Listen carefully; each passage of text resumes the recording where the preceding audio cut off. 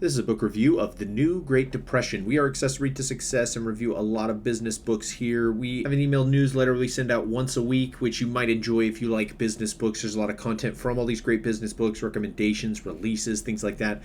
In this review, there are a lot of other book recommendations as well. You can find links to all of those in the blog post. Thanks for listening. Now let's move on to the main takeaway from this great book. As you read The New Great Depression, Winners and Losers in a Post-Pandemic World, there will be several learning points to take with you. First, you will see how the pandemic has changed the entire world from a financial standpoint. Then you will see how we can learn from past occurrences which had similar impacts. And finally, you will be presented with advice concerning investing during times of inflation and deflation. For other books on this, read our list of the best books on investing during times of inflation. Now moving on to the main summary. When it comes to predicting a crisis, nothing makes it even more interesting than having the same man who made the prediction also be the same explaining the process of surviving it and moving forward. This certainly does fit the bill for author James Rickards as a best-selling book. As we can see, the crisis we are currently experiencing is nowhere near what it was like in the past. In fact, it is believed to be far worse than any other world crisis. The amount of laid-off employees will rise, there will be an increase in bankruptcy cases, and the amount of bad debt that banks receive will cause them to shudder in pain. There will be a huge amount of debt and deflation and very weak chance of seeing any recovery for the future. It is also important to note that there will be social chaos and disorder shortly after the markets start to collapse. When it comes to experiencing the worst, officials believe it is over, although that is not true. When it comes to being knowledgeable, an investor knows that there is light at the end of the tunnel. Other great books to read about making it through tough times are I Love Capitalism from the founder of Home Depot or Delivering Happiness about the founder of Zappos. Within the pages of The New Great Depression, the best-selling author explains in detail what risks are involved in the financial world and what can be done by investors to survive it at all or even flourish while others sit back and watch. By having access to the best information currently available, James Rickards is able to get a clear view of what the entire picture looks like. This also helps us know what is really going on in the world and how we are able to do something about it.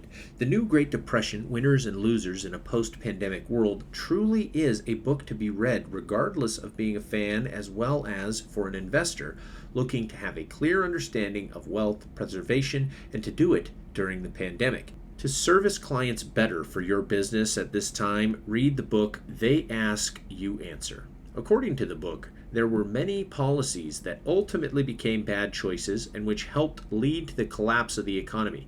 This collapse is easily compared to the times of 1929 depression and stock market collapse, which lasted until 1933. Even Conrad Hilton was hurt by the depression and went broke. More on how to thrive post-recession in his biography, Be My Guest. As we can see today and the conditions surrounding it, it is believed that the GDP of the United States has dropped by more than 3.5% during 2020. It is now believed to grow and recover rather quickly. With nothing to compare the Hoover collapse of the stock market, it is a good thing to say that financial recovery is possible. This recovery will be possible through campaigning efforts that are rigorous so that change can occur. Knowing this, is there really a depression going on? Although it may be up to speculation, the word depression is not an accepted description of a time where unemployment numbers can be the go-to source for economic guidance since the start of the pandemic. Having a rate of unemployment that reflects the numbers is a big method. As you can see, in 2020, the jobless rate was up by more than 22%. Bill Gross of PIMCO invested through good times and bad over his 40-year career. In his book, The Bond King is filled with lessons and stories. Prior to becoming a writer, James Rickards has managed to work his way up the corporate ladder for several institutions in the financial market. He quotes heavily about John Maynard Keynes' depression definition as being a condition that is chronic in nature, pertaining to actions and activity that is not at a normal standard lasting for unknown length of time and without seeing any possible recovery. It is also described that depression is more close to being psychological in nature and not just a numbers figure. Having a strong dislike for risk brought on by the pandemic could easily cause consumers to hold back on their money until the future becomes more certain. As an entrepreneur, cash flow management is a number one concern. For better financial management, consider the book Profit First or The Great Game of Business. Having any type of threat, like a pandemic, will easily cause a decline in the system. This is what the book describes: the unemployment rate and the fact that many may be hit hard by it continuously. It is believed that the growth or recovery will be slow, long-lasting, more than 10 years. There may even be some thought that having a forecast stretching 30 years is far-fetched and unrealistic. However, there is also evidence saying that it may actually be true, which can be backed by how the government is poorly judging the entire pandemic. Ever since 2008, the growth we currently experience is solely based around debt. With the reaction from the fiscal markets as a return of the pandemic guarantees that the ratio of GDP and debt continues to increase. The pressure felt from deflation will seem great from both medium and short terms. Many businesses will not see investors as an option when they're already tight on cash. This is what occurred in 1990 as Japan experienced a big stock market and property crash. With the government involved, a higher risk of experiencing a return too soon when debt ratios are being decreased. Not only that, but the crisis financially has had a poor impact on the growth of productivity. Billionaire Kurt Kerkorian shares his own philosophies about debt and managing business in his biography, The Gambler. A worsening performance may take place due to a decrease in human and physical capability, which is a direct result of the coronavirus. In order to remedy this, it is necessary to implement investment in the infrastructure. However, the central bank has supposed to have enough time to set aside so that reform and investment could take place following the crisis. Regardless, there was not much done. It can be difficult to trust a policymaker when they want to create growth with debt. James Rickards feels the same way about the required quarantine that authorities enforced, which he felt was uncalled for. In fact, he is a firm believer that the handling of the pandemic is going to be seen as a great mistake for years to come.